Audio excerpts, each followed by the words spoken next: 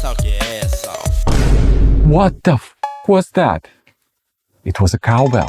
But how did this glorious cow accessory and shepherd's helper become a musical instrument? The fascinating story of its reinvention in Imagine yourself as a renowned Austrian composer in the early 20th century, traveling through Alps in search of inspiration. And then you hear it, cowbells. Gustav Mahler was one of the first major composers to write for tuned cowbells, using their different pitches to evoke distant alpine pastures. More like a soundscape though. Meanwhile in Cuba, sincero, Spanish for cowbell, became a standard instrument in Cuban music by the early 20th century. Through Cuban musical migration and exchange with the US, it made its way into jazz, then rock, then disco and funk. It mostly lost its various pitches and practically became a metronome.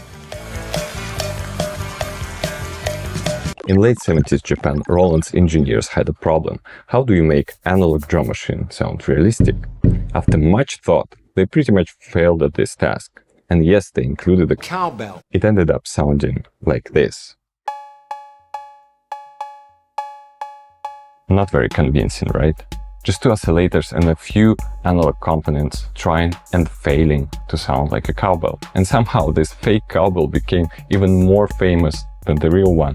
The original fixed-pitch 808 cowbell was all over 80s electro, pop, funk and hip-hop, becoming one of Roland's most recognizable sounds. And when Roland moved from analog to digital in the mid-80s, what did they do? Of course, they sampled it. Roland DR660 featured a sampled version of that iconic cowbell, and suddenly you can play it at different pitches. We've made a full circle to Mahler's tuned cowbells in some sense, but the result couldn't be more different. Memphis Rap. Dark, dirty and raw, Memphis producers had to squeeze everything they could out of cheap gear before recording their tracks onto cassette-ported studios. The DR660 had pretty limited sample collection, but the cowbell was there, and they started turning it into melodies. A sound that once echoed through alpine pastures, then Cuban dance halls, then disco floors, had somehow ended as a sinister melody in Memphis Rap.